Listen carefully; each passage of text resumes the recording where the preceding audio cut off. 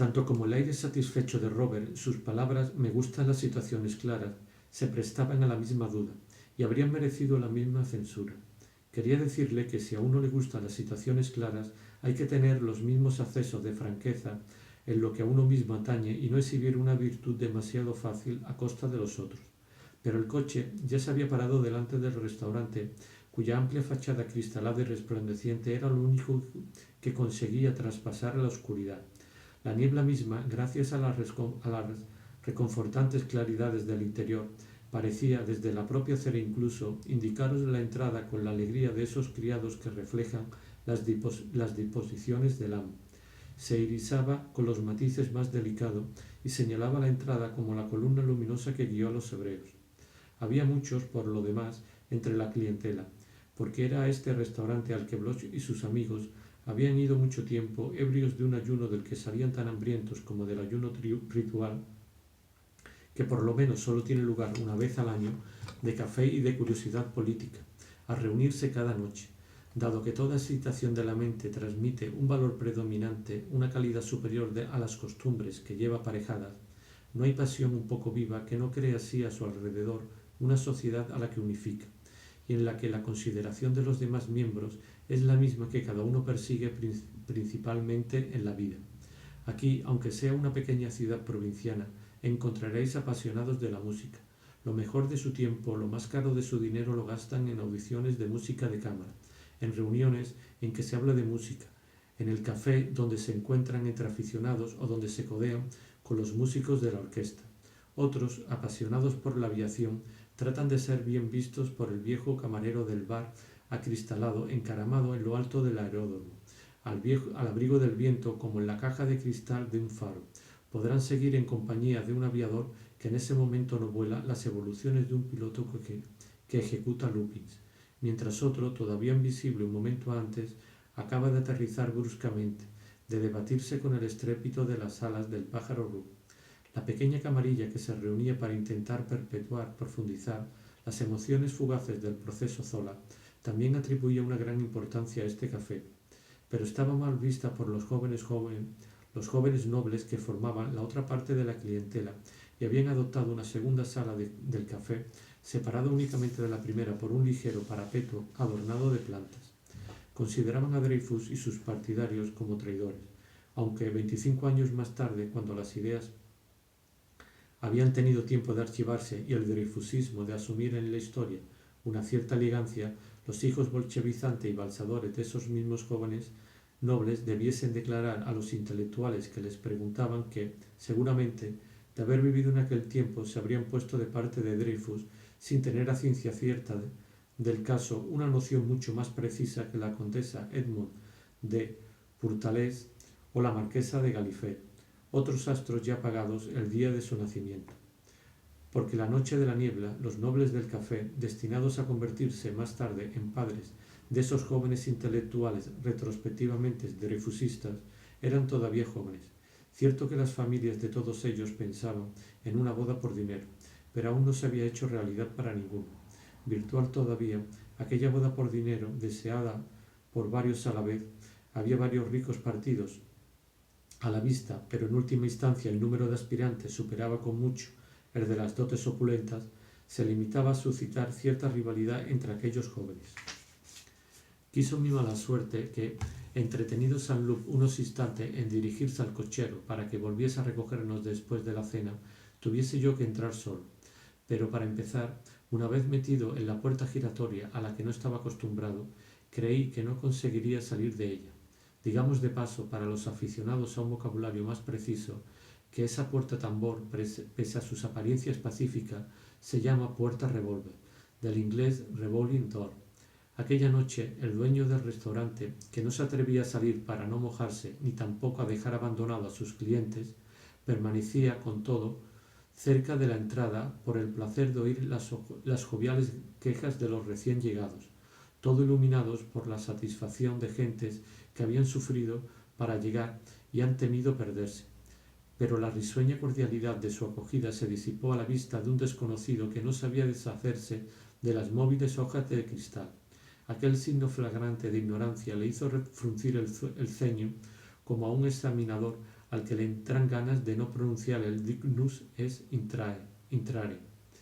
Para colmo de mala suerte, fui a sentarme en la sala reservada a la aristocracia, de donde él vino a sacarme bruscamente, indicándome, con una grosería a la que se acomodaron inmediatamente todos los camareros, un sitio en la otra sala. Ese sitio me gustó tanto menos cuanto que el diván que le correspondía ya estaba lleno de gente y porque frente a mí tenía la puerta reservada a los hebreos, que por no ser giratoria se abría y cerraba a cada instante, enviándome un frío horrible. Pero el dueño me negó otro, diciéndome: «No, señor, no puedo molestar a todo el mundo por usted». No tardó en olvidarse por lo demás del comensal tardío y molesto que yo era, cautivado como estaba por la llegada de cada recién llegado, que, antes de pedir su alón de pollo frito o su grog, la hora de la cena había pasado hace mucho, debía pagar su escote como en las viejas novelas, contando su aventura nada más penetrar en aquel asilo de calor y seguridad, donde el contraste con aquello a lo que había escapado hacía reinar la alegría y la camaradería que bromean juntas ante el fuego de un vivac. Contaba uno que su coche, creyendo haber llegado al Pont de la Concorde, había dado 3 veces la vuelta a los Invalides. Otro, que el suyo, cuando intentaba descender la avenida de los Campos Elíseos, se había metido en un macizo del Rond-Point, de donde había tardado 3/4 de hora en salir. Luego venían las lamentaciones sobre la niebla, sobre el frío, sobre el silencio de la muerte de las calles, dichas y escuchadas con un aire jovialmente excepcional, que explicaban la dulce atmósfera de la sala donde, a excepción de mi sitio, hacía calor, la viva luz que obligaba a guiñar los ojos ya habituados a no ver y el ruido de las conversaciones que devolvía a los oídos su actividad. A los que iban llegando les costaba guardar silencio. La singularidad de las peripecias que creía única les quemaba la lengua y sus ojos buscaban a alguien con el que entablar conversación. Hasta el dueño perdía el sentido de las distancias. El señor príncipe de Foix se había perdido 3 veces viniendo de la Porte Saint-Martin.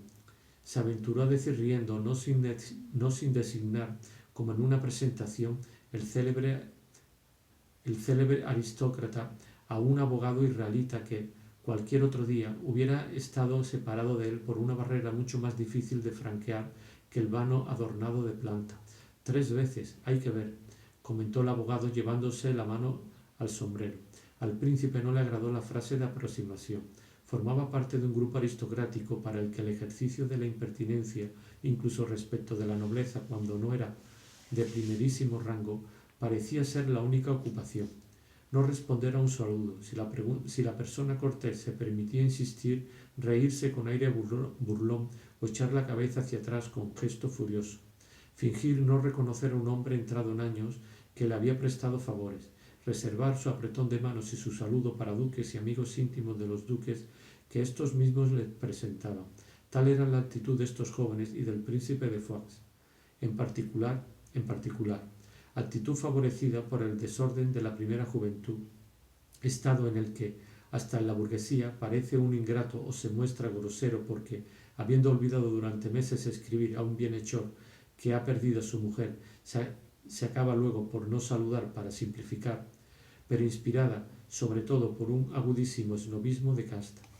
Verdad es que, a semejanza de ciertas afecciones nerviosas cuyas manifestaciones se atenúan en la edad madura, ese snobismo debía por lo general dejar de traducirse en quienes habían sido jóvenes tan insoportables de una manera tan hostil. Una vez pasada la juventud, es raro que sigamos anclados en la insolencia. Después de haber creído que era lo único que existía, descubrimos de pronto, por más príncipe que uno sea, que también existe la música, la literatura e incluso la carrera de diputado. El orden de los valores humanos resulta modificado y empieza uno a trabar conversación con gentes a las que antes se fulminaba con la mirada.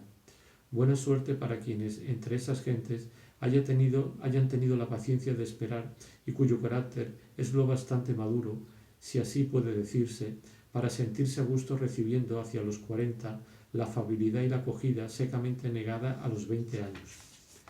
A propósito del príncipe de Foix, conviene añadir, puesto que se presenta la ocasión, que pertenecía a una camarilla de 12 o 15 jóvenes y a un grupo más restringido de 4. La camarilla de los 12 a 15 tenía una característica a la que creo que escapaba el príncipe. Cada uno de aquellos jóvenes presentaba un doble aspecto. Podridos de deuda, pasaban por unos don nadie a ojos de sus proveedores, a pesar de todo el placer que sentían al decirles señor conde, señor marqués, señor duque. Esperaban salir del apuro gracias a la famosa boda por dinero, también conocida como el gran golpe, y como las cuantiosas dotes que codiciaban no eran más que de 4 a 5, varios de ellos dirigían sordamente sus baterías hacia la misma novia, y mantenían también el secreto que, si uno de ellos, al venir al café, decía «Queridos, os aprecio demasiado para no anunciaros mi compromiso con Mademoiselle d'Ambresac», se dejaban oír sonoras exclamaciones, porque más de uno, convencido de haber cerrado el asunto con ella para sí mismo, no tenía la sangre fría necesaria para sofocar, en un primer momento, el grito de su rabia y su estupor. «¿Con que estás contento de casarte, Bibi?», no podía menos de exclamar el príncipe de Chatellerault, dejando caer el tenedor de asombro y desesperación, por haber creído que ese mismo compromiso de Madame d'Ambresac no tardaría de hacerse público, pero con él, con Chatellerault, y sin embargo, solo Dios sabe todo lo que su padre había insinuado hábilmente a los Ambresac contra la madre de Bibi. ¿Con que te divierte casarte?, no podía dejar de preguntar por segunda vez a Bibi, quien, mejor preparado, ya que había tenido todo el tiempo para elegir su actitud desde que era casi oficial, respondía sonriendo: «Contento sí, pero no de casarme, que es cosa de la que no tenía ninguna gana, sino de casarme con Daisy d'Ambresac, que me parece deliciosa». Durante el tiempo que había durado esta respuesta, Monsieur de Chatellerault se había recuperado, pero pensaba que tenía que hacer cuanto antes un viraje de dirección a Mademoiselle de la Canouche o a Miss Foster, los grandes partidos segundo y tercero, pedir paciencia a los acreedores que estaban esperando la boda de Ambresac y explicar, por último, a todos aquellos a los que también había dicho que Mademoiselle d'Ambresac era deliciosa, que esa boda era buena para vivir, pero que, si él se hubiese casado con ella, se habría peleado con toda su familia. Madame de Soleon había llegado a decir, eso declaraba él, que no los recibirían en su casa.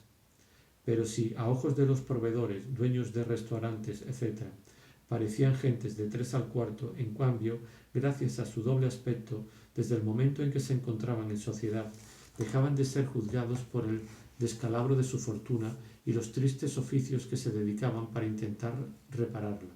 Volvían a ser el señor príncipe, el señor duque de tal, y únicamente eran valorados por sus cuarteles. Un duque casi archimillonario, y que parecía reunir todo en sí mismo, pasaba detrás de ellos porque, jefes de linaje, habían sido en otro tiempo príncipes soberanos de un pequeño país en el que habían tenido derecho a acuñar moneda, etc. En aquel café, con frecuencia, uno bajaba los ojos cuando otro entraba, para no obligar al recién llegado a saludarle. Y es que, en su imaginaria presunción de la riqueza, había invitado a cenar a un banquero. Cada vez que un hombre de mundo, en semejantes condiciones, entra en relación con un banquero, éste le hace perder un centenar de miles de francos, lo cual no impide al hombre de mundo volver a probar con otro. Nunca deja uno de encender cirios ni de consultar a los médicos. Pero el príncipe de Foix, rico de familia, no solo pertenecía a esa camarilla elegante de una quincena de jóvenes, sino también a un grupo más cerrado e inseparable de 4, del que formaba parte Saint-Loup. Nunca se invitaba a unos sin los otros. Los llamaban los 4 gigolos. Siempre se les veía junto en el paseo, en los castillos, donde les daban habitaciones comunicadas, de modo que, dado que todos eran muy guapos, corrían ciertos rumores sobre su intimidad. Yo pude desmentirlo de la forma más categórica por lo que se refería a Saint-Loup, pero lo curioso es que, si más tarde tales rumores se revelaron cierto para los 4, resulta que cada uno de ellos, en cambio, lo había ignorado totalmente de los otros 3, y eso a pesar de que cada uno habría tratado de informarse sobre los otros, bien para satisfacer un deseo, o más bien un rencor, para impedir una boda, para tener en su poder al amigo descubierto. Un quinto, porque en los grupos de 4 siempre hay más de 4, se había unido a los 4 platónicos, y lo era más que todos los otros, pero le contuvieron escrúpulos religiosos hasta mucho después de que el grupo se hubiera disuelto y él mismo, casado y padre de familia, fuese a implorar a Lourdes que el siguiente hijo fuese un niño o una niña, lanzándose entre tanto sobre los militares. Pese a la manera de ser del príncipe, el hecho de que la frase pronunciada en su presencia no le fuese dirigida directamente volvió su cólera menos fuerte de lo que, de no ser por eso, habría sido. Además, aquella velada tenía algo de excepcional. Y, por último, el abogado no tenía más posibilidades de entrar en relación con el príncipe de Foix que el cochero que había llevado a este noble señor. Por eso, este último creyó que podía responder con aire altanero y para el foro a aquel interlocutor que, a favor de la niebla, era como un compañero de viajes encontrado en alguna playa situada en los confines del mundo, batida por los vientos o sepultada en las brumas. El peligro no es perderse, sino no encontrarse. Lo atinado de este pensamiento sorprendió al dueño del restaurante, porque ya lo había oído expresar varias veces aquella noche. Tenía, en efecto, la costumbre de comparar siempre lo que oía o leía con un determinado texto ya conocido, y su admiración se desataba cada vez que no veía diferencias. Esta disposición de ánimo no es despreciable porque, aplicada a las conversaciones políticas, a la lectura de los periódicos, forma la opinión pública y vuelve posible con ello los mayores acontecimientos. Muchos dueños de café alemanes que solo admiran a su cliente o a su periódico cuando estos decían que Francia, Inglaterra y Rusia buscaban Alemania, hicieron posible en el momento de Agadir una guerra que de otro modo no habría estallado. Si los historiadores se han equivocado renunciando a explicar los actos de los pueblos por la voluntad de los reyes, deben reemplazar esta última por la psicología del individuo mediocre. En política, el dueño del café al que yo acababa de llegar solo aplicaba desde hacía algún tiempo su mentalidad de profesor de declamación a cierto número de trozos relativos al caso Dreyfus. Si en las palabras de un cliente o las columnas de un periódico no encontraba los términos conocidos, declaraba pesado el artículo o poco sincero el cliente. El príncipe de Foix, en cambio, lo maravilló hasta el punto de que apenas dejó tiempo a su interlocutor para terminar la frase. Bien dicho, señor príncipe, bien dicho, lo cual quería decir, en última instancia, recitado sin error. Eso es, exclamó, dilatado, como dicen las 1001 noches, en el límite de la satisfacción. Pero el príncipe ya había desaparecido en la saleta. Luego, como la vida sigue incluso después de los acontecimientos más singulares, los que salían del mar de niebla encargaban unos su consumición, otros su cena. Y entre estos, algunos jóvenes del jockey que, dado el carácter anormal de aquel día, no dudaron en instalarse en 2 mesas en la sala grande, viniendo sí a encontrarse a mi lado.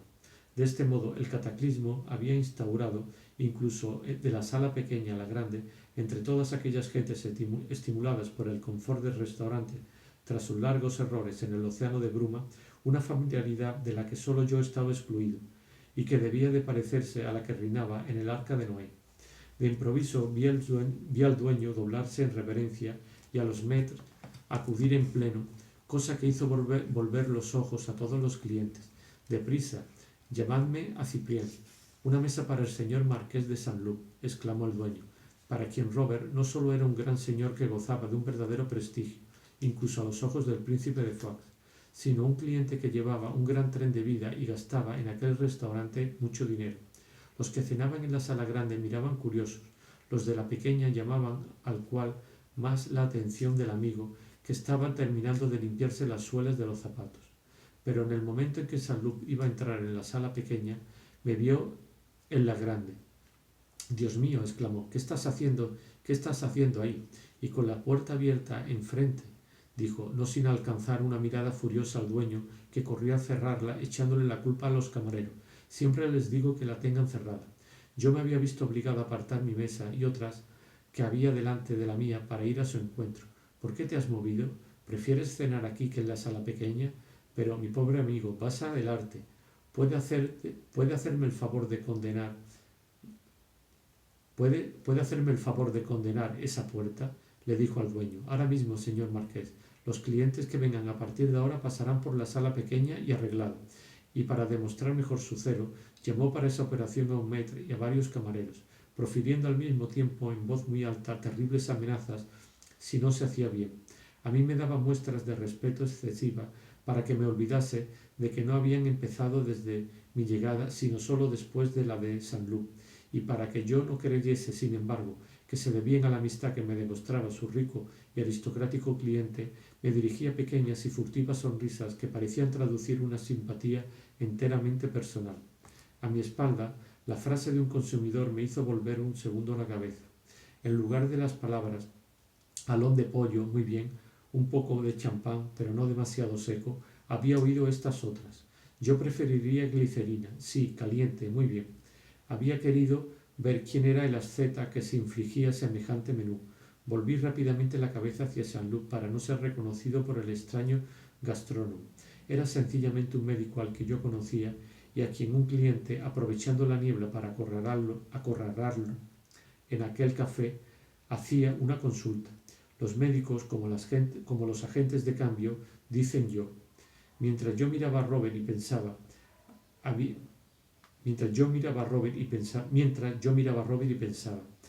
en aquel café y yo había conocido en la vida muchos extranjeros, intelectuales, artistas jovenzuelos de toda condición, resignados a la risa suscitada por su capa pretenciosa, sus corbatas 1830 y mucho más todavía sus torpes movimientos, que llegaban incluso a provocarla para demostrar que no les preocupaba y que eran personas de verdadero valor intelectual y moral, de sensibilidad profunda. Desagradaban los judíos, sobre todo los judíos no asimilados, se entienden, para los otros no puede haber problema, a las personas que no pueden soportar un aspecto extravagante, estrafalario, como a Bloch con Albertine. Luego, por regla general, reconocía uno que si, en contra suya, obraba el tener el pelo demasiado largo, la nariz y los ojos demasiado grandes, unos gestos teatrales y bruscos, era pueril juzgarlos por esto, que eran personas de mucho talento de corazón y que, de emplearlo, eran gentes a las que se podía amar profundamente. Por lo que se refiere en particular a los judíos, era difícil que sus padres no tuviesen una generosidad de corazón, una largueza de miras y una sinceridad frente a las cuales la madre de Saint-Loup y el duque de Guermantes no hicieran una lastimosa figura moral por su sequedad, por su religiosidad superficial, capaz únicamente de condenar los escándalos, y por su apología de un cristianismo que infaliblemente acababa, por las imprevistas vías de la única inteligencia que valoraban, en una colosal boda por dinero. Pero al fin, en Saint-Loup, sea cual fuera el modo en que se hubieran combinado en una nueva creación de cualidades, los defectos de los padres, reinaba la más encantadora apertura de mente y de corazón. Y entonces, hay que decirlo para gloria inmortal de Francia, cuando esas cualidades se encuentran en un francés puro, sea de la aristocracia o del pueblo, florece. Se desarrollan, sería decir demasiado, porque en él persiste la mesura y la restricción, con una gracia que el extranjero, por estimable que sea, no nos ofrece. Verdad es que cualidades intelectuales y morales también las poseen los otros, y aunque antes haya que pasar por lo que desagrada y lo que choca y lo que hace sonreír, no son menos preciosas. Mas, así todo, es bonito y quizás sea exclusivamente francés, que lo que es hermoso a juicio de la equidad, lo que vale según la mente y el corazón, sea primero fascinante para los ojos, esté coloreado con gracia, cincelado con precisión, y realice además en su materia y en su forma la perfección interior. Miraba yo a Saint-Loup y me decía que es algo muy bonito, cuando no hay desgracia física, servir de vestíbulo a las gracias interiores, y las aletas de la nariz son delicadas y de un dibujo perfecto como las de las mariposillas que se posan en las flores de los prados, alrededor de Combray, y que el verdadero opus francigenum, cuyo secreto no se ha perdido desde el siglo XIII y que perecería con nuestras iglesias, no son tanto los ángeles de piedra de San Andrés de Champs, como los pequeños franceses, nobles, burgueses o aldeanos, de rostro esculpido con esa delicadeza y esa sinceridad no menos ligada a la tradición que el famoso pórtico, pero además creativas. Después de haberse ido un momento para vigilar en persona la clausura de la puerta y el pedido de la cena, insistió mucho para que tomásemos carne de matanza, evidentemente porque las aves no estaban a la altura. El dueño volvió a decirnos que el señor príncipe de Foix estaría encantado de que el señor marqués le permitiese ir a cenar a una mesa cerca de la suya. Pero si están todas ocupadas, respondió Robert, viendo las mesas que bloqueaban la mía. Si es por eso, no importa. Si al señor marqués le agrada, no me costaría mucho rogar a esas personas que cambien de sitio. Son cosas que se pueden hacer por el señor marqués. Eres tú el que decide, me dijo Saint-Loup. Foix es un buen tipo, pero es un buen tipo, no sé si te aburrirá. Es menos estúpido que mucho. Respondí a Robert que desde luego me gustaría, pero que, para una vez que cenaba con él y que me sentía tan feliz, habría preferido que estuviésemos solos. Ah, el señor príncipe tiene un abrigo muy bonito, dijo el dueño mientras decidíamos. Sí, lo conozco, respondió Saint-Loup. Quería contarle a Robert que Monsieur de Charlus había ocultado a su cuñada que me conociese y preguntarle cuál podría ser la razón, pero me fue impedido por la llegada de Monsieur de Foix. Venía a ver si su petición era aceptada, y le vimos cuando ya estaba a 2 pasos de nosotros. Robert nos presentó, pero no ocultó a su amigo que tenía que hablar conmigo y prefería que nos dejase tranquilos. El príncipe se alejó, añadiendo al saludo de despedida que me hizo una sonrisa con la que señalaba a Saint-Loup y parecía disculparse con la voluntad de mi amigo de la brevedad de una presentación que hubiera deseado más larga. Pero en ese momento, como si le hubiera saltado una idea súbita, Robert se alejó con su camarada después de haberme dicho «Tú siéntate y empieza a cenar, ahora vuelvo», y desapareció en la sala pequeña. Me molestó oír a los jóvenes que yo no conocía contar las historias más ridículas y malévolas sobre el joven gran duque heredero de Luxemburgo, conde de Nassau, a quien yo había conocido en Baalbec y que me había dado muestras tan delicadas de simpatía durante la enfermedad de mi abuela. Pretendía uno que el gran duque le había dicho a la duquesa de Guermantes: «Exijo que se levante todo el mundo cuando pasa mi mujer», y que la duquesa había replicado, cosa que no sólo habría denotado falta de gracia, sino de exactitud, dado que la abuela de la princesa siempre había sido la mujer más discreta del mundo: «Hay que levantarse cuando pase tu mujer. ¿Qué diferencia con tu abuela? Porque por ella los hombres se acostaban». Luego contaron que, cuando fue a ver aquel año a su tía, la princesa de Luxemburgo, a Baalbec, y se había hospedado en el Gran Hotel, se había quejado al director, mi amigo, de que no hubiese izado el banderín de Luxemburgo en el dique. Pero como ese banderín era menos conocido y de menos uso que las banderas de Inglaterra o de Italia, se precisaron varios días para conseguirlo, con vivo descontento del joven gran duque.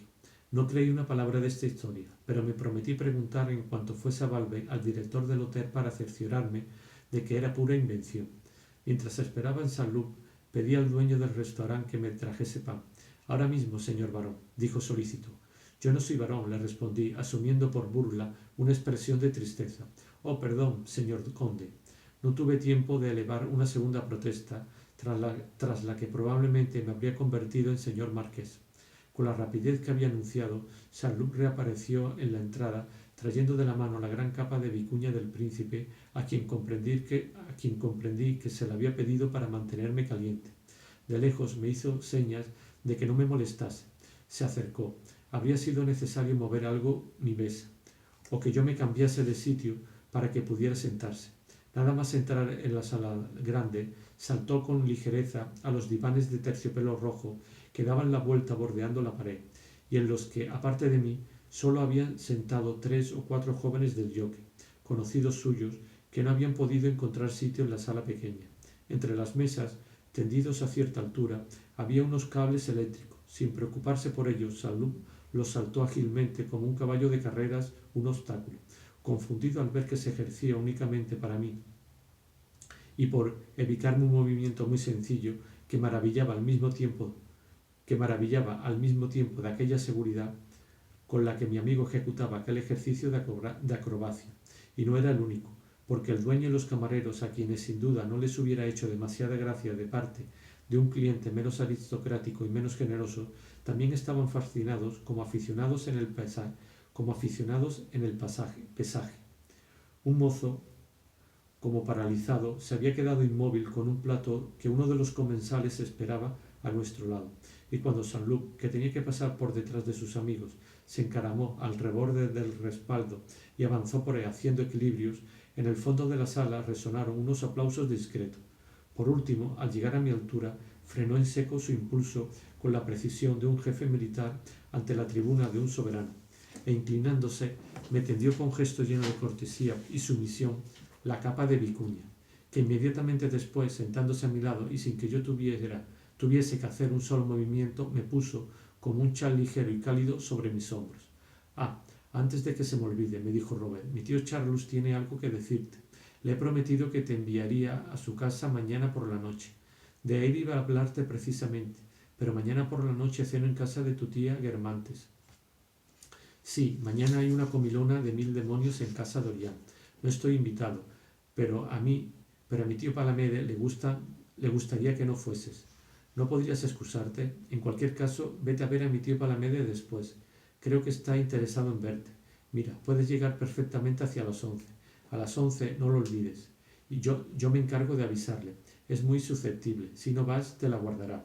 Y en casa de Orián siempre se acaba bastante temprano. Si te limitas a cenar a las 11, puedes estar de sobra en casa de mi tío. Por otra parte, yo habría tenido que ver a Orián por lo de mi destino en Marruecos, que me gustaría cambiar. Para esas cosas Orián es muy amable y tiene un poder absoluto sobre el general San Joseph, que es de quien depende. Pero tú no le digas nada. Se lo he insinuado a la princesa de Parma y las cosas marcharán solas. Ah, Marruecos, muy interesante. Habría muchas cosas que contarte. Hay gente muy fina allí. Se siente la paridad de inteligencia. ¿No crees que los alemanes puedan llegar hasta la guerra por eso? No, eso les aburre y en el fondo es muy justo. Pero el emperador es pacífico. Siempre nos hacen creer que quieren la guerra para forzarnos a ceder. Lo del póker. El príncipe de Mónaco, agente de Guillermo II, acaba de decirnos confidencialmente que, si no cedemos, Alemania se lanzará sobre nosotros. Entonces cedemos. Pero si no cediésemos, no habría ningún tipo de guerra. No habría ningún tipo de guerra. No tienes más que pensar en lo cósmico que hoy sería una guerra. Sería más catastrófica que Le Deleuc y el Gother d'Amberbrug, solo que duraría menos tiempo. Me habló de amistad, de predilección, de nostalgia, aunque como todos los viajeros de su especie, fuese a partir al día siguiente por varios meses que debía pasar en el campo y solo hubiera de volver 48 horas a París antes de regresar a Marruecos o a otra parte. Pero las palabras que así lanzó en el corazón, en el calor del corazón que yo tenía aquella noche, encendieron dulces fantasías. Nuestros raros encuentros a solas, y sobre todo, hicieron época luego en mi memoria. Para él, como para mí, aquella fue la noche de la amistad. Con todo, la que yo sentía en ese instante, y por esta razón no sin algún remordimiento, no era en modo alguno, eso me temía yo, la que a él le hubiese gustado inspirar. Invadido todavía por el goce que había sentido al verle avanzar al trote y llegar graciosamente a la mesa, sentía que ese placer iba unido al hecho de que cada uno de los movimientos desarrollados a lo largo de la pared encima del diván tenía un significado, una causa, quizá en la naturaleza individual de Saint-Loup, pero más aún en la que, por nacimiento y por educación, había heredado de su raza. Una seguridad de gusto en el orden no de lo bello sino de los modales, y que en presencia de una circunstancia nueva hacía que el hombre elegante captase inmediatamente, como un músico a quien se pide que toque un trozo que no conoce, el sentimiento, el movimiento que esa circunstancia reclama y le adapte el mecanismo, la técnica que mejor le conviene, permitiendo luego al gusto ejercitarse sin el estorbo de ninguna otra consideración que a tantos jóvenes burgueses habría paralizado, tanto por miedo a quedar en ridículo a ojos de los otros, por faltar a las convenciones, como por parecer demasiado solícitos a los de un amigo, y que Robert sustituía por un desprecio que, desde luego, nunca había sentido en su corazón, pero que había recibido por herencia en su cuerpo y porque había sometido los modales de sus antepasados a una familiaridad que, en opinión de estos, no podía sino halagar y fascinar al destinatario. Por último, una noble liberalidad que, sin tener en cuenta tantas ventajas materiales, la profusión de gastos en aquel restaurante había terminado por hacer de él, aquí y en otras partes, el cliente más de moda y el gran favorito, situación subrayada por la solicitud con que le colmaban no solo el personal de servicio, sino toda la juventud más brillante. Le inducía a hollarlas, como aquellos divanes de púrpura efectiva y simbólicamente pisoteados, semejantes a un suntuoso camino que mi amigo se complacía en recorrer solo porque le permitía venir hacia mí con más gracia y rapidez. Tales eran las cualidades, todas ellas esenciales a la aristocracia, que detrás de aquel cuerpo, no opaco ni oscuro como hubiera sido el mío, sino significativo y límpido, se traslucían como a través de una obra de arte la potencia industriosa, eficiente que la ha creado, y volvían los movimientos de aquella ágil carrera que Robert había desarrollado a lo largo de la pared tan inteligibles y fascinantes como los de jinetes esculpidos en un friso. Ay, hubiera pensado Robert, valía la pena pasar mi juventud despreciando el linaje, honrando únicamente la justicia y la inteligencia, escogiendo al margen de los amigos que me venían impuestos unos compañeros torpes y mal vestidos si tenían elocuencia, para que el único ser que aparece en mí, del que se conserva un recuerdo precioso, sea no aquel que mi voluntad, esforzándose y mereciéndolo, ha modelado a mi semejanza, sino un ser que no es obra mía, que ni siquiera es yo, al que siempre he despreciado y tratado de vencer. ¿Valía la pena haber amado tanto a mi amigo preferido como ha hecho, para que el mayor placer que en mí encuentre sea el de descubrir una cosa mucho más general que yo mismo, un placer que no es, de hecho, como él dice, aunque sinceramente no pueda creerlo, un placer de amistad, sino un placer intelectual y desinteresado, una especie de placer de arte? Eso es lo que hoy temo que Saint-Loup haya pensado alguna vez. En tal caso se ha equivocado. Si no hubiese amado como amó, algo más elevado que la flexibilidad innata de su cuerpo, si no hubiese permanecido tanto tiempo distanciado del orgullo nobiliario, habría habido más aplicación y pesadez en su agilidad misma, una vulgaridad consistente en sus modales. De igual modo que Madame de Villeparisis había necesitado mucha gravedad para infundir a su conversación y a sus memorias el sentido de la frivolidad, que depende de la inteligencia. Así, para que el cuerpo de Saint-Loup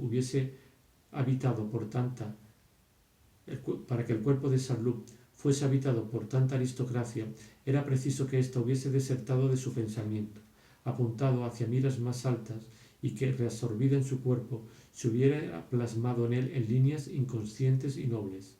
De ahí que su distinción intelectual no estuviese ausente de una distinción física, que de faltar la primera no habría sido completa. Un artista no tiene necesidad de expresar directamente su pensamiento en la obra para que ésta refleje